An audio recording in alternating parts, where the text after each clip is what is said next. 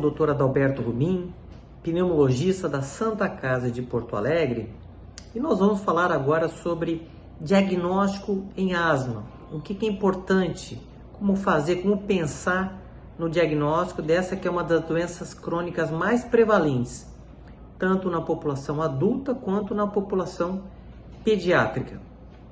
Primeiro, identificar os sintomas de asma.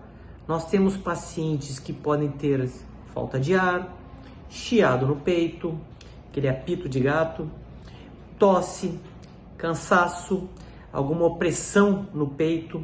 Então, os sintomas podem ser variáveis e variam de acordo com a intensidade e com a idade da pessoa.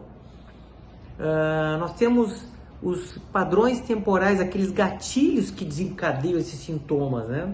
Exposição a algum alérgeno, exercício físico, mudanças climáticas, infecções respiratórias. Então, esses sintomas que surgem após esses gatilhos são muito associados, então, a crises asmáticas e tem que prosseguir na investigação. O exame físico de uma pessoa com suspeita de asma também é importante, né?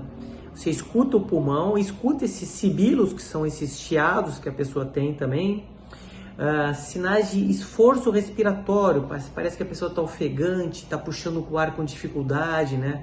Durante as crises, casos mais graves, né? Mas lembrando que no período de intercrise, quando a pessoa não está com um sintoma importante, o exame físico pode ser também normal, né? Quando você tem uma suspeita de asma, o exame mais importante a ser realizado é o teste de função pulmonar, conhecido como espirometria. Esse é um teste que você vai soprar no equipamento, que normalmente ele é acoplado a um computador ou a um notebook, e nós temos uma tabela de valores previstos da nossa capacidade respiratória. Isso é medido em litros. Então você tem que alcançar, de acordo com a sua idade, seu gênero, seu sexo, um determinado valor que o aparelho vai nos mostrar. Então, com isso, nós vamos identificar como é que está a sua capacidade respiratória, o quanto que isso reverte com o uso de broncodilatador. Então, esse teste é um teste fundamental. Esse teste praticamente é patognomônico para identificar quem tem ou não tem asma. Um outro tipo de teste são aqueles testes que induzem uma crise, que provocam uma crise, chamado teste de broncoprovocação. São testes que podem ser feitos através da inalação de algumas substâncias, como a metacolina, que é uma substância broncoconstritora, ou por exercício físico, né? Então, se você tem uma espirometria normal, mas tem uma suspeita de asma muito forte, você pode abrir mão desses testes, né? O seu médico solicitar e com isso identificar de maneira mais adequada se você tem ou não tem asma ou uma doença alérgica, né?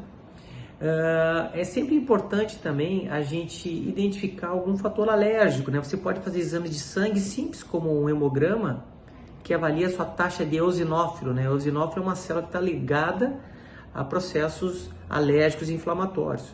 Então, o hemograma, um outro teste chamado IgE sérica, também costumam identificar se você tem um risco maior de ter alguma asma de componente alérgico ou não, né? Bom, sempre lembrando também que nós temos que afastar doenças que podem parecer asma, mas não são.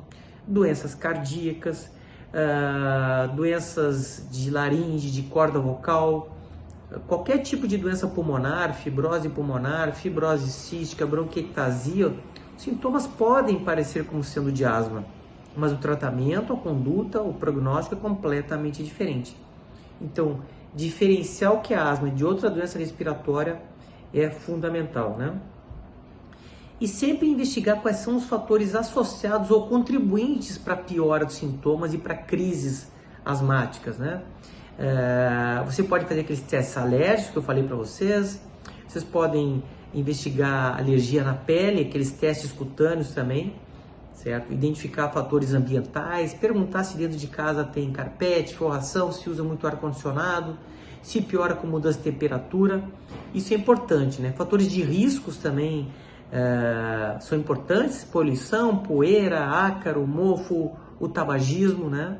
Importante sempre perguntar se na família alguém tem uma asma, que isso é um fator também que contribui para o diagnóstico, ou doenças alérgicas como rinite, sinusite, faringite.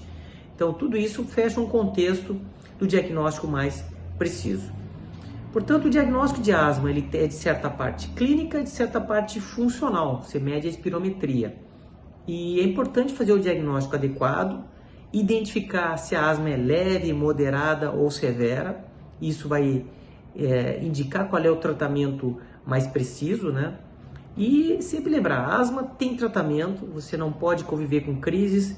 Para isso, o diagnóstico correto é importante e o seu pneumologista, pediatra, clínico, sem dúvida, vai lhe dar o suporte necessário para você ter uma qualidade de vida normal e conviver com a sua asma de maneira bem adequada, ok? Obrigado.